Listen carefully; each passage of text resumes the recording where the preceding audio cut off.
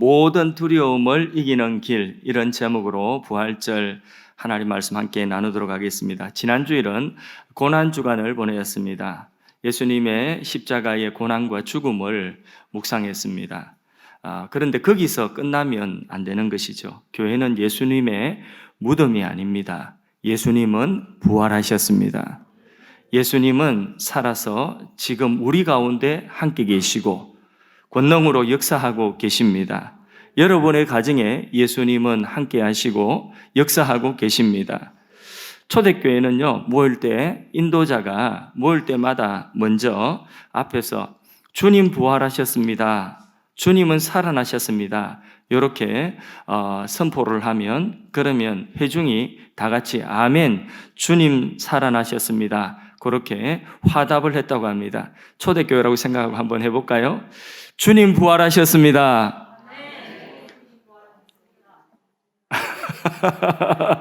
아멘, 주님 부활하셨습니다. 이렇게 하시면 되겠습니다. 다시 한번 할까요? 주님 부활하셨습니다. 할렐루야. 사셨네, 사셨네, 예수 다시 사셨네. 할렐루야. 예, 오늘 부활 찬양 준비하셨는데 들으면서 가슴이 막 이게 터질 것 같은 그런 감정을 느꼈습니다. 주님께서 부활하신 것은 우리의 생명, 우리의 영원한 생명, 우리의 영원한 부활을 위하여서 첫 열매 되심을 고백합니다. 아멘. 오늘 읽은 고린도전서 15장은요, 부활장이라고 하는 제목이 붙었습니다. 그 부활의 진리 가운데서 마지막 한 부분을 읽었습니다. 오늘 읽었던 본문 가운데서 55절에서 56절 사이의 말씀을 우리 다 같이 합독해서 한번 읽어보도록 합니다. 사망아, 너의 승리가 어디 있느냐? 사망아, 내가 쏘는 것이 어디 있느냐? 사망이 쏘는 것은 죄요, 죄의 권능은 율법이라. 자, 여기 본문 속에 세 가지 중요한 개념이 나옵니다. 한번 말씀해 보십시오. 자, 첫 번째 개념, 사망, 또 죄, 또 율법. 사망, 죄, 율법, 이 세 가지 중요한 개념이 나옵니다. 근데 여러분 생각할 때에 이 세 가지 중에서 어느 것이 가장 힘이 있어 보입니까? 어느 것이 가장 두렵습니까? 사망. 예, 사망이라고 말씀하신 분 있고요. 그러면 사망이 아니라 나는 죄가 가장 두렵다. 손 들어 보십시오. 죄가 가장 힘이 있다. 죄. 안 계신 것 같네요. 그러면 율법이 가장 힘이 있다. 손 들어 보십시오. 예, 율법이 가장 힘이 있다. 예, 손 들어 주신 분도 계시네요. 예. 저는 어릴 적에 귀신이 제일 무서웠어요. 그래서 어릴 때 새벽 기도를 따라다니고 또 밤기도회, 밤 예배도 따라다니고 이렇게 따라다니면서 갈 때는 같이 가는데 올 때는 먼저 와야 되니까 어른들 기도하는데 같이 오면 너무 늦으니까 예배 마치고 얼른 오는데 올 때는 혼자 와야 돼. 그러면 밤에 깜깜할 때 특히 뭐 겨울에 바람 불고 이럴 때는 굉장히 무서웠어요. 근데 가장 무서웠던 곳이 어디냐 하면 혹시 초상집이 있으면 그때는 뭐 장례식을 다 집에서 치렀으니까 초상집 있으면 거기 밤에 불을 켜놓으면 그게 골목길 돌아오면서 되게 무서웠고 또 이 무속인의 집에 그 대나무 막 흔들리는 이런 소리, 방울 흔들리는 소리, 깃발 펄렁펄렁 하면 그게 무서웠어요. 귀신 나타날까봐 되게 무서웠습니다. 그런데 어른이 되고 보니까 그런 것은 별로 무섭지 않습니다. 어른이 되고 나니까 사람이 무서워지기 시작을 했습니다. 다 공감하실 것입니다. 그런데 지금 여러분들은 무엇을 가장 두려워하고 계십니까? 아직 닥치지 않은 일이라도 왠지 불안하고 두려움이 있을 거예요. 지금 닥친 일 가운데서 또 내 마음을 누르고 두렵게 하는 것이 있습니다. 그것이 무엇입니까? 가난입니까? 질병입니까? 시련입니까? 외로움입니까? 지금 우리가 당하는 현실 속에 두려워하고 있는 그 두려움, 그것보다도 훨씬 더 사실 두려운 것은 사망입니다. 죽음이 제일 무섭죠. 그래서 죽음은 모든 것을 다 빼앗아가기 때문에 무서운 것 아니겠습니까? 돈도, 지위도, 사람도 사망 선고를 딱 받습니다. 그러면 이 모든 것들과 이별해야 돼요. 이 모든 것들을 다 사망이라고 하는 그것에게 다 빼앗겨 버립니다. 여러분이 지금 가지고 있는 그 소중한 것들이 사망이라고 하는 이 사망 선고를 딱 받고 나면 그거 다 빼앗겨 버린 그게 사망. 그래서 죽음, 사망이라고 하는 것은 무서운 것이죠. 사실 내가 지금 겪고 있는, 내가 두려워하고 있는 그 두려움, 그것보다도 훨씬 더 큰 두려움은 사망의 두려움입니다. 내가 지금 느끼고 있는 두려움은 사망선 아래에 있습니다. 사망이라고 하는, 죽음이라고 하는 선이 있다면 죽음 아래에 있는 것들에 대한 두려움이죠. 공감하시죠? 그래서 어떤 의미에서 지금 내가 두려워하는 현실의 문제의 두려움보다도 훨씬 더 큰 두려움이 우리에게 있다는 것입니다. 그게 죽음, 사망에 대한 두려움인 것입니다. 죽는 것이 두려운 것이죠. 그런데 죽음보다도 두려워해야 할 것이 있다고 한다면 그것은 무엇이겠습니까?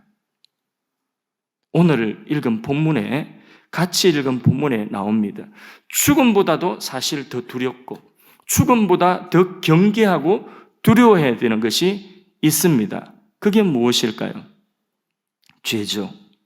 죄가 있기 전에는 사망이 들어와서 사망이 권능을 발휘하지를 못했습니다.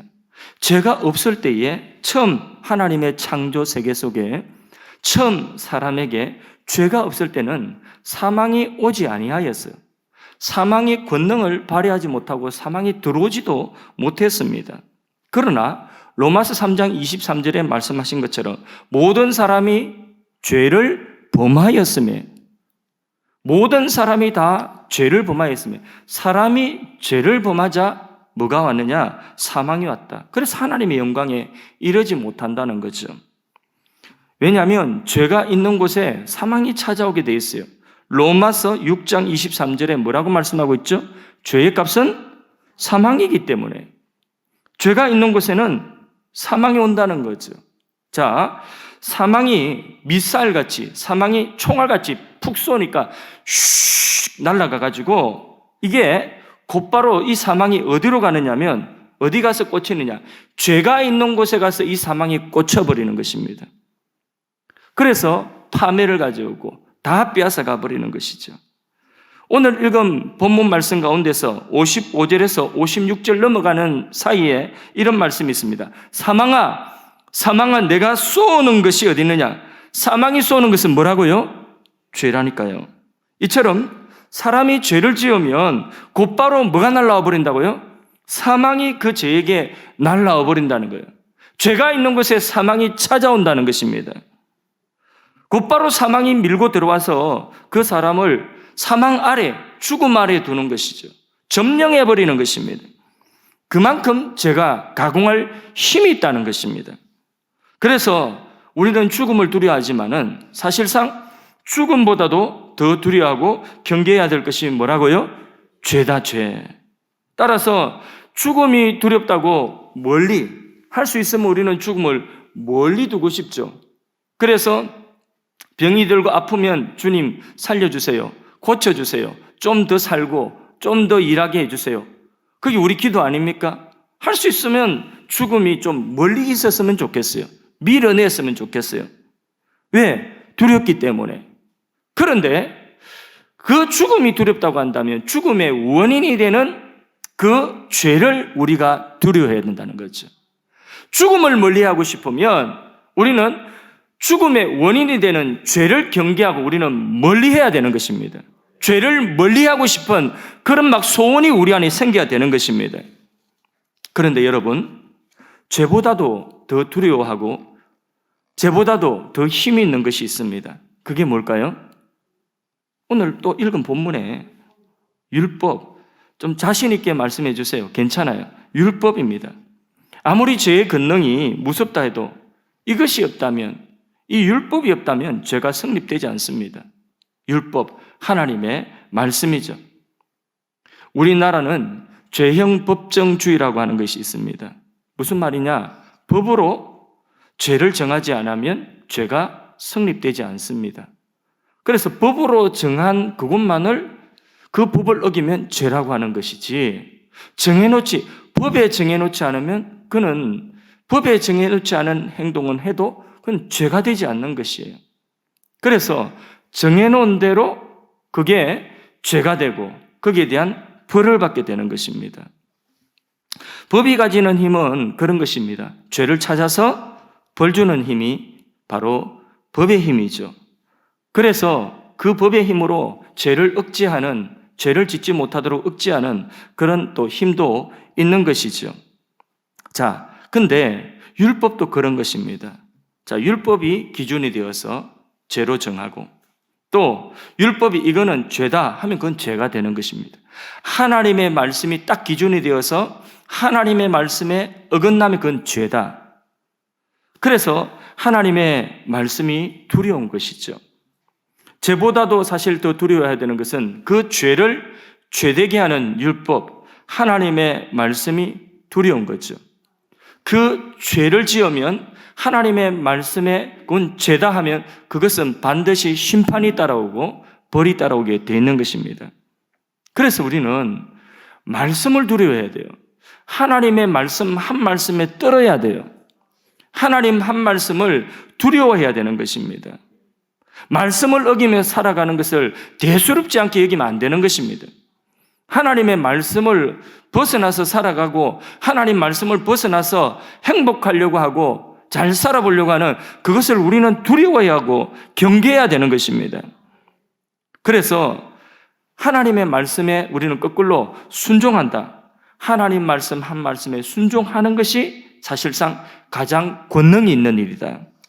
우리가 말씀 한 절에 두려워할 뿐만 아니라 우리가 하나님의 말씀에 순종할 때에 죄의 근세가, 사망의 근세가 우리에게 힘을 발휘하지를 못하는 것입니다. 그런데 문제는 뭡니까? 우리가 다 하나님의 말씀, 이 율법의 기준에 볼 때에 온전치 못하다는 거죠. 하나님의 말씀을 온전히 다 지키지 못했다는 것입니다. 이 말은 거꾸로 생각하면 율법의 저울에, 율법이라고 하는 하나님의 말씀의 저울에 우리를 딱 올려놓고 보니까 어떤 판결이 난 거죠? 자, 율법이라고 하는 이 기준 위에, 이 저울 위에 나를 올려놨어요. 올려놓으니까, 그러니까 어떤 판정이 나왔다는 거예요? 유죄. 죄가 있다는 거예요. 너는 죄인이라는 거예요. 율법의 기준에 볼 때에 하나님의 말씀의 기준에 그 저울 위에 나를 올려놓고 보니까 유죄, 그 죄가 있는 곳에 뭐가 날라온다고요? 사망이 온다니까. 그 죄가 있는 곳에는 사망이 옵니다. 죽음이 옵니다. 히브리서 9장 27절 말씀에 한 번 죽는 것은 사람에게 정한 이치라고 했죠. 왜 사람이 죽어요? 아담이 왜 죽게 되었습니까? 죄로 인하여 죽음이 찾아온 것 아닙니까? 모든 사람이 죄를 범하였기 때문에 모든 사람에게 죽음이라고 하는 것은 정한 이치가 되었다는 거예요. 그런데 성경에는 죽음을 두 가지로 이야기합니다. 하나는 우리가 육체적으로 죽는 이 죽음이에요. 그런데 그 이후에 또 다른 죽음이 있습니다. 그 이후에는 심판이 있으리니, 심판. 요한계시록 21장 8절 말씀에 그 심판의 결과가 뭐냐? 꺼지지 않는 불과 유황이 기다리고 있다는 거예요. 꺼지지 않는 불과 유황, 이것이 곧 둘째 사망이다. 둘째 사망. 지옥이 기다리고 있다는 것입니다. 뭐가 문제입니까? 죄가 문제죠. 우리의 죄가 문제죠.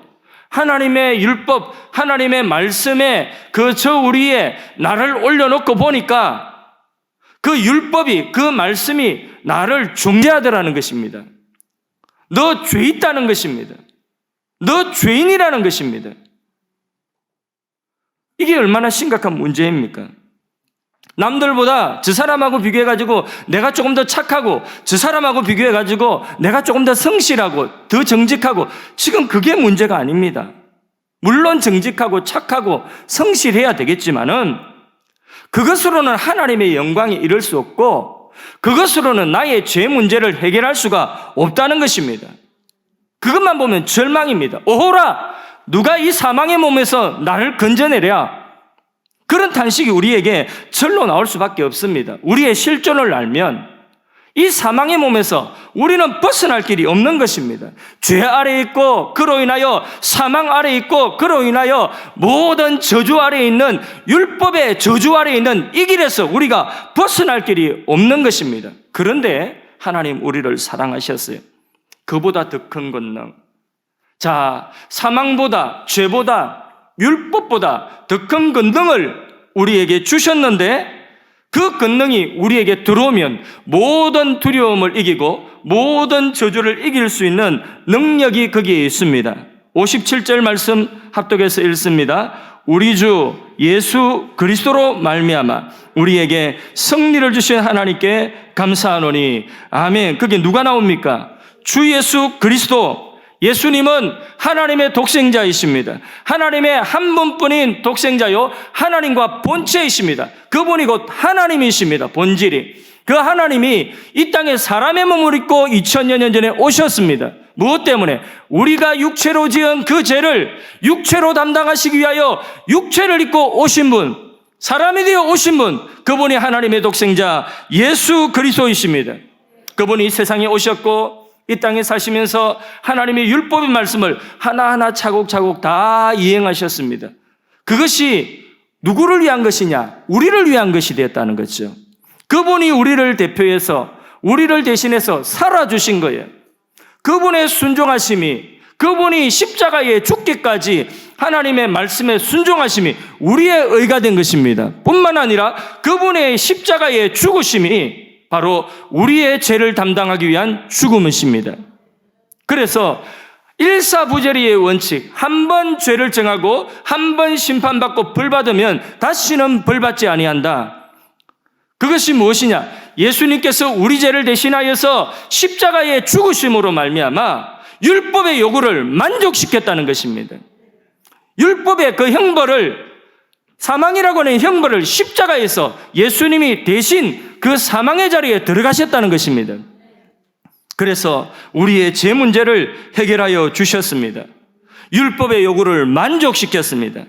그러므로 주 예수 그리스도는 율법의 완성이라, 율법의 마침이라.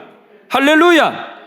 예수 그리스도께서 우리를 사랑하셔서 율법의 저주에서 우리를 속량하셨습니다. 우리를 건져주셨습니다. 예수 그리스도는 범죄한 인류에게 복음입니다. 유일한 복음입니다. 세상에서 가장 기쁜 소식은 예수님이 사셨고 예수님이 나셨고 죽으셨고 사셨다는 것입니다. 이 복음을 믿는 자는 죄의 권세를 이깁니다. 사망의 권세를 이깁니다. 그 죄와 사망의 권세에서 해방되는 것입니다. 로마서 8장 1절에서 2절 사이의 말씀을 합독해서 큰 소리로 한번 읽어봅시다. 그리스도 예수 안에 있는 자에게는 결코 정죄함이 없나니, 정죄함이 없다는 거죠. 이제는 다시는 죄의 권세가 우리를 지배하지 못한다는 것입니다. 죄를 이겼다는 것입니다. 할렐루야. 또 그 다음 읽습니다. 이는 생명의 성령의 법이 죄와 사망의 법에서 우리를 해방하였느니라. 무슨 법에서 우리를 해방하였다고요? 죄와 사망의 법에서 우리를 해방하셨다는 것이죠. 누가요? 예수께서 십자가에 죽으시고 부활하심으로 죄와 사망의 법에서 우리를 해방하셨다는 것입니다. 해방되었네, 해방되었네, 죄와 사망의 법에서. 처음 오신 분들 적응 안 되시죠? 한 번씩 그럽니다. 이해하십시오. 누구든지 예수를 믿는 자는 율법의 정죄에서 벗어났습니다. 누구든지 예수를 믿는 자는 죄의 사함을 받고 죄의 근세를 이긴 자입니다. 누구든지 예수를 믿는 자는 예수의 부활이 나의 부활이 되는 것입니다. 예수의 부활은 첫 열매, 그 다음 나의 부활이 기다리고 있는 것입니다. 그래서 사망을 이긴다는 것입니다. 이 약속이 요한복음 11장 25절에서 26절 사이에 분명하게 선포되고 있습니다. 같이 한번 또 큰 소리로 읽어봅시다. 예수께서 이르시되 나는 부활이요 생명이니 나를 믿는 자는 죽어도 살겠고. 이게 뭡니까? 부활이라는 것이죠. 죽어도 사는 부활이 있다는 것입니다.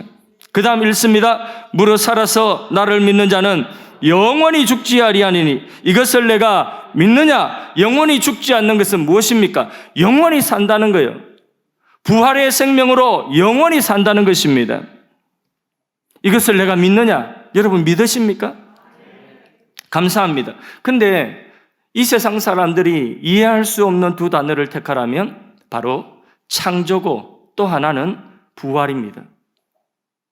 이 창조와 부활이라고 하는 단어는 이 세상에 현대 과학을 신봉하는 사람들이 버린 단어가 창조입니다. 또 부활입니다. 버렸어요.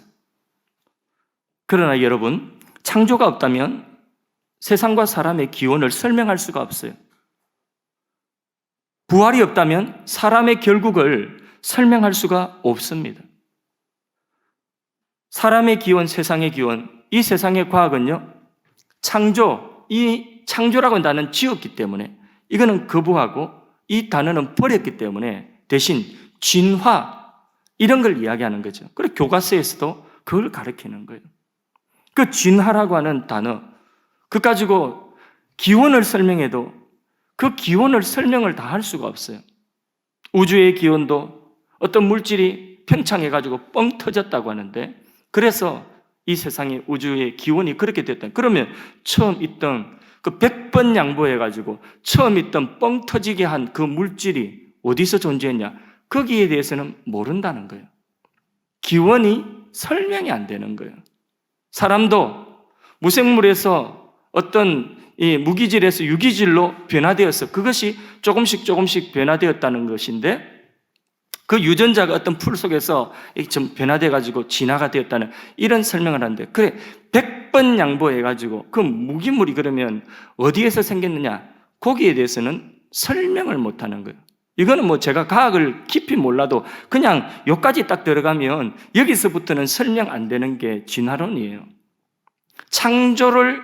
창조라고 하는 단어를 버리고 나니까 기원을 정확하게 설명을 하지를 못하고 자꾸 삐뚤어지고 잘못된 설명을 할 수밖에 없는 거죠. 우리 사람의 결국도 마찬가지입니다. 우리 사람의 결국 또한 이 부활이라고 하는 것을, 이 단어를 지워버리고 나면요, 그러면 그 사람의 결국을 잘못된 그런 이 설명을 할 수밖에 없는 것입니다. 그래서 창조와 부활 모두 하나님만이 하실 수 있는 하나님의 영역인데, 하나님을 인정하지 아니하니 하나님이 행하시는 창조와 부활이라고 하는 이 영역조차도 부인을 하는 것입니다. 그리고는 인간의 이성과 인간의 경험만으로 설명을 하려고 하는 거죠. 그렇게 답을 내려고 하니까 시작도 끝도 정답에서 비껴가는 것입니다. 이것을 신학적인 표현으로 뭐라고 하느냐면 인간의 타락으로 왜곡되었다는 거죠. 왜곡된 인간의 시작과 끝은 무엇일까요? 인간의 이성과 인간의 경험으로 인간의 그 시작과 인간의 그 마지막 끝은 무엇이라고 그렇게 설명을 하고 있습니까? 정답을 내린 것이, 자, 인간의 시작은 사람의 출생이다. 출생. 그것도 요즘에는요, 그 출생조차도 이 뱃속에 있는 태아까지도 사람으로 인정하지 않으려고 하는 그런 운동이 계속해서 일어나고 있죠. 뱃속에 이미 생명이 있는데 그 뱃속에 있는 생명조차도 이제는 출생되는 그때부터 생명으로 보려고, 그래서 낙태도 허용하고 다 그렇게 하려고 하는 것 아니겠습니까? 그러니까 사람의 출생, 거기 시작이라고 이야기를 하는 거예요. 거기 시작이라고. 그 다음에 끝은 무엇이라고 이야기하죠? 해답을 내리는데 사람의 끝은 죽음이다. 그러니까 출생에서 죽음, 그것이 사람의 시작과 끝, 이렇게 정답을 내리는데 정답에서 비껴갔죠. 왜곡되었어요. 정답이 왜곡되었어요. 사람의 출생의 기원과 사망 이유는 모른다는 거죠. 그러나 예수님은 타락한 인간의 이 왜곡된 것들을 다시 바로잡고 회복하기 위하여서 시작이 무엇이며 끝이 어떻게 되어지는지 그것을 회복하기 위하여 이 땅에 오셨습니다. 예수님은 우리에게 새로운 시작과 새로운 끝을 보여주고 계십니다. 새로운 시작은 거듭남이요 새로운 끝은 부활인 것입니다. 다시 말해 인간의 죽음은 끝이 아닙니다. 사람은 죽음은 끝이라고 말하지만은 죽음은 끝이 아닙니다. 인간의 끝은 끝이 아니라 하나님의 시작인 것입니다. 인간의 끝이 죽음. 그러나 바로 그 인간의 끝 죽음에서 하나님의 시작, 부활 세계가 시작되는 것입니다. 누구에게? 주 예수를 믿는 자들에게. 믿지 않는 자는 심판을 면할 길이 없는 것입니다. 이 세상에서 가장 큰 권능은 무엇입니까? 이 세상에서 우리가 가장 두려워해야 될 분은 누구입니까? 이 세상에서 가장 사랑하고 신뢰하고 믿고 내 삶을 송두리째 맡길 수 있는 분은 누구입니까? 예수 그리스도. 여러분, 다시 한번 정리하겠습니다. 지금 두려워하는 것 있죠. 또 앞으로 뭔가가 염려되어서 두려워하고 두려움이 찾아와서 나를 누르고 있는 그 문제가 있죠. 나의 현실의 문제죠. 그 현실의 문제보다 사실 더 큰 것은 죽음이라고 하는 그 위에 있는 죽음이라고 하는 더 큰 문제, 다 그 아래에 있는 문제들이에요. 그렇죠? 죽음 아래에 있는 문제들이에요. 그래서 죽음이라고 하는 문제가 사실 제일 큰 문제인데, 사실 죽음보다도 더 두려운 것은 뭐라고요? 죽음을 가져온 죄라는 거죠. 죄보다 더 큰 권능이 있고 죄를 죄되게 하는 권능은 뭐라고요? 하나님의 율법, 말씀이라는 거죠. 그런데 그 율법을 완성하시고 마침이 되시고 율법이 우리를 정죄하는 그 정죄에서 우리를 벗어나게 하신, 승리하신 분이 계신데 최고의 권능이시며 우리가 믿고 의지할 수 있는 분이 누구라고요? 예수 그리스도. 그래서 예수님 꼭 붙드십시오. 예수님이 이 땅에 사람 되어 오신과 나를 위하여 죽으신과 죽음에서 승리하시고 부활하신 이 예수님을 붙들시기를 바랍니다. 이 순서 잊어버리면 안 돼요. 근데 우리는 순서를 자꾸 잊어먹어요. 잊어먹고 죽음이 두렵다. 근데 죽음보다도 한참 아래 있는 거, 오늘 내가 지금 걱정하고 있는 그거 잃어버릴까 봐, 그거 때문에 내가 두렵다. 그거 못 가질까 봐 두렵다. 이거 아닙니까? 그죠? 그러나 우리가 그 두려움, 그 모든 두려움을 다 이길 수 있는 길은 뭐냐? 유일한 길은 모든 것을 승리하시고 마침이 되신 예수 그리스도. 그분의 승리가 우리의 승리가 되게 하신 그 은혜를 우리가 확실히 붙들시기를 바랍니다. 이거 우리가 오늘 부활절을 붙들고요, 어떤 상황에서도 두려워하지 마시고, 어떤 상황에서도 예수님 이름 붙들고 두려움을 이기고 오히려 그 가운데서 승리와 감사를 선포할 수 있기를 바랍니다. 57절 큰 소리로 읽으며 선포합니다. 우리 주 예수 그리스도로 말미암아 우리에게 승리를 주시는 하나님께 감사하노니 아멘. 오늘 처음 교회에 나오신 분, 오늘 아직까지 예수님을 마음속에 믿지 못하고 계신 분들이 계시면 주 예수를 믿으라. 그리하면 너와 내 집이 구원을 얻으리라고 했습니다. 예수님을 마음속에 믿으십시오. 하나님 무슨 여러분들에게 공로를 세워라, 무슨 공을 내세워라 하지 않습니다. 예수님에 대한 논문을 써와라, 그런 건 요구하지 않습니다. 오직 그냥 성경에 기록된 대로 믿으라는 것입니다. 예수님을 믿으라는 거예요. 믿고 감사하라는 것입니다. 그것이 하나님을 영화롭게 하는 것이고 우리가 모든 두려움을 이기고 승리하는 길인 줄로 믿습니다.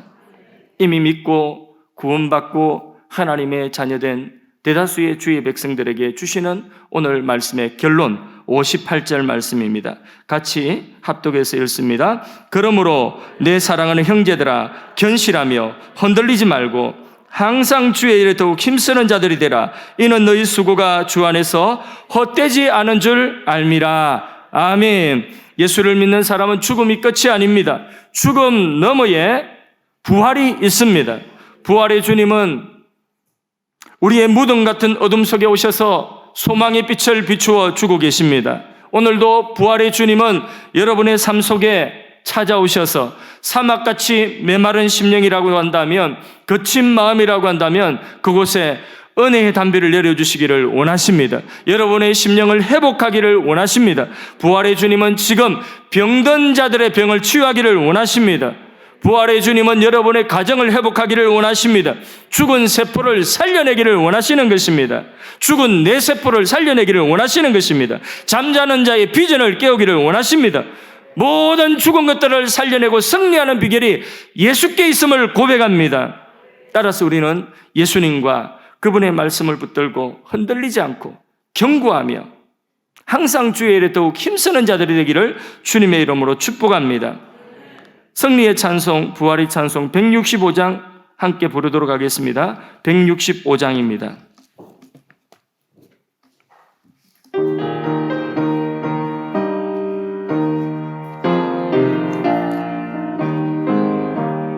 주님께 영광, 다시 사신 주, 사망 권세 모두 이기시었네.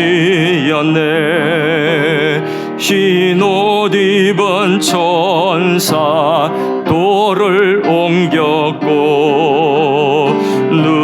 누셨던 곳은 비어 있었네. 주님께 영광, 다시 사신 주, 사망 권세 모두 이기시었네. 부활의 주님 나타나시사, 두려움과 의심 물리치셨네. 주의 교회 기뻐 찬송하여라. 다시 사신 주님 죽음 이겼네. 아멘. 주님께 영광, 다시 사신 주, 사망 권세 모두 이기시었네. 생명의 임금, 영광의 주님, 주님 없는 삶은 헛될 뿐이라.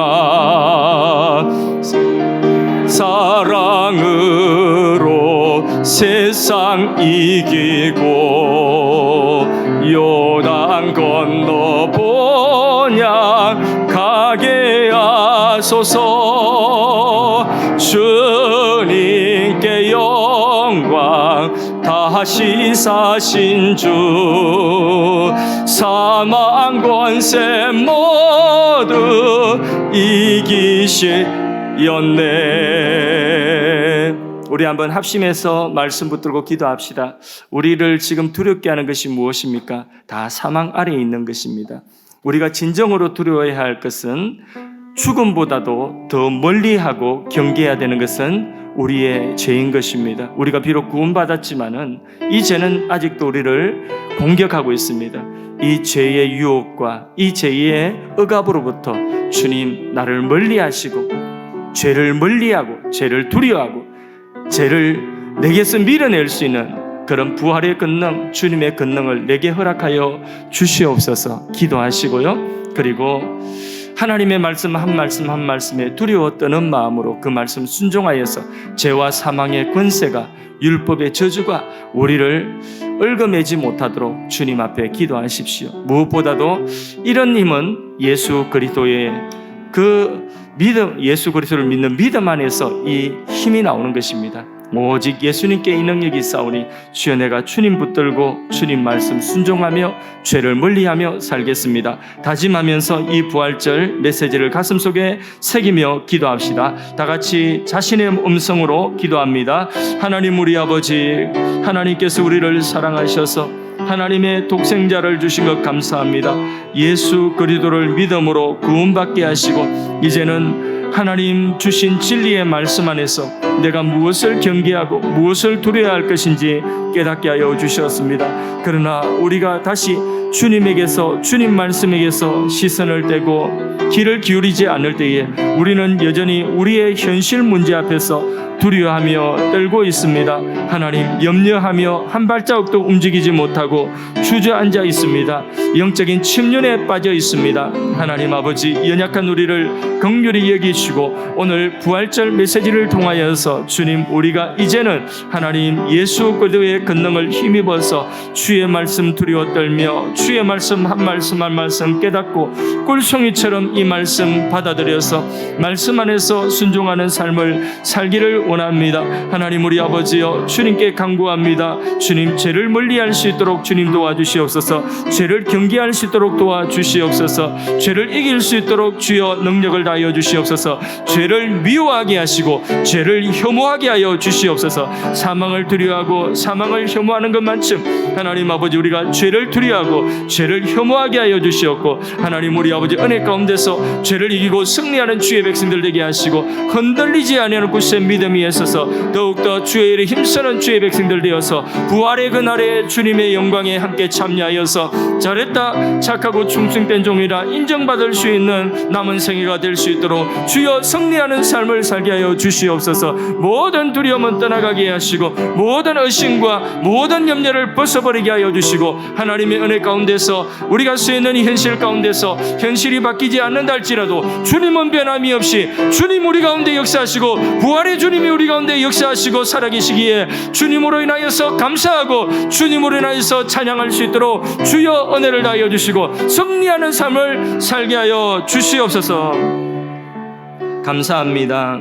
하나님, 죄인된 우리를 버리지 아니하시고 사랑하여 주심을 감사합니다. 아직도 많은 사람들이 죄도 모르고 사망도 모르고 심판도에서 외면하고 있습니다. 하나님이 보내신 유일한 구원의 길이요 사랑이신 예수님을 거절하고 조롱하는 세상의 교만과 제약을 용서하여 주옵소서. 이제 겸손하게 주님 앞에 나오는 이들을 용서하시고 구원하셔서 천국 백성 삼으시는 하나님의 크신 은혜를 내려 주시옵소서. 오늘 부활절을 맞이하되 예수 그리스도의 죽으심과 부활하심을 나의 구원의 길로 확정짓게 하시고 은혜의 간격을 누리게 하여 주옵소서. 생명의 주인 되신 하나님, 여기 하나님의 백성뿐만 아니라 하나님께서 얼마든지 부르시는 영혼들에게도 예수로 주어진 영생의 은혜를 부어주시기를 간절히 소원합니다. 또한 오늘 우리 교회 예배가 교회를 바로 세우며 전염병과 두려움으로 죽어가는 이 나라를 살리는 중보적인 예배가 되게 하여 주옵소서. 우리나라 대한민국이 예수 그리스도의 나라가 되게 하여 주옵소서. 하나님의 크신 사랑이 세상의 모든 소란과 다툼과 고통까지도 예수 안에서 합력하여 선을 이름으로 하나님께 영광이 될 수 있도록 은혜 베풀어 주시옵소서. 북한과 세계 선교 현장 속에도 복음의 생명과 평안이 임하게 하시고, 전쟁의 공포 속에 있는 우크라이나 땅에도 전쟁이 그치고 평화가 예수 이름으로 임하게 하여 주시옵소서. 치유의 하나님, 상한 마음이 있습니다. 어루만져 주시고 오늘 이 자리에 있는 분들 가운데서 그 상한 마음 주님 앞에 내어놓을 때에 치유되게 하시고 주님의 위로받게 하여 주시옵소서. 강건케 하여 주시옵소서. 병든 몸을 치유하여 주시기 원합니다. 주 예수의 이름으로 암과 난치병이 치유되게 하시고 뇌경색과 선망 치매가 치유되게 하여 주시옵고 각색 질병들이 나음을 입게 하여 주시옵소서. 우리 지체들 가운데 병원에 입원 중에 있는 지체들 있습니다. 주여 긍휼을 베풀어 주시고 그 가운데서 하나님께서 권능의 손으로 일으켜 세우시고 치유하시는 은혜가 있게 하여 주시옵소서. 하나님이여, 코로나로 인하여서 격리 중에 치료받고 있는 지체들도 있습니다. 하나님께서 개운하게 치료하시고 몸이 회복되게 하여 주시고 오히려 재충전의 기회가 될 수 있도록 은혜 다하여 주시옵소서. 하나님, 우리 아버지, 악한 영이 우리를 공격하지 못하도록 우리의 머리부터 발끝까지 덮어주시고 주의 권능으로서 우리를 붙잡아 주셔서 더러운 영들, 악한 영들이 틈타지 못하도록 지켜 주시옵소서. 각색 질병과 악한 영은 예수의 이름으로 떠나갈지어다. 하나님의 자녀들, 우리에게 주신 귀한 자녀들 주님 은혜의 손에 맡겨드립니다. 주님 친히 양육하여 주시옵소서. 우리 젊은이들이 하나님 나라 꿈을 꾸게 하시고 선한 길로 인도받게 하여 주시옵소서. 군복무 중인 자녀들을 지켜보아여 주시옵소서. 오늘도 주님 앞에 처음으로 우리 교회에 나온 지체들 기억하여 주시옵고 하나님 교회를 출입할 때마다 은혜가 충만케 하여 주시고 행복한 신앙생활 될 수 있도록 하나님께서 그 발걸음을 지켜 주시옵소서. 오늘도 예배하며 하나님께 드리는 여러 가지 정성을 험량하여 주시옵소서. 구별하여 드리는 10의 1조와 주정헌금과 각종 목정헌금과 강단 장식과 승리와 감사의 뜻과 여러 재능들이 주의 일에 값지게 사용되어지게 하시고 드린 손길마다 환난을 벗어나서 근심이 없게 하여 주시옵소서. 복에 복을 다하여 주시옵소서. 저들의 손과 발을 축복하여 주셔서 가는 곳마다 하는 일들마다 그 속에 풍성한 열매가 있게 하여 주시고 심령의 기쁨이 넘치게 하여 주시옵소서. 예물이 사용되어지는 곳, 특별히 전쟁터에 가는 그 예물 가운데 하나님 함께 하셔서 그리스도의 사랑이 함께 가게 하시고 위로하시고 치유하시는 은혜가 있게 하여 주시옵소서.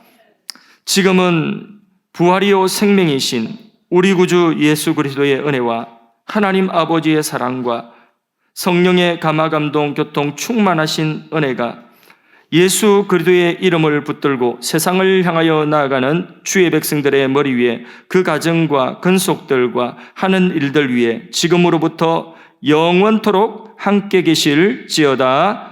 아멘.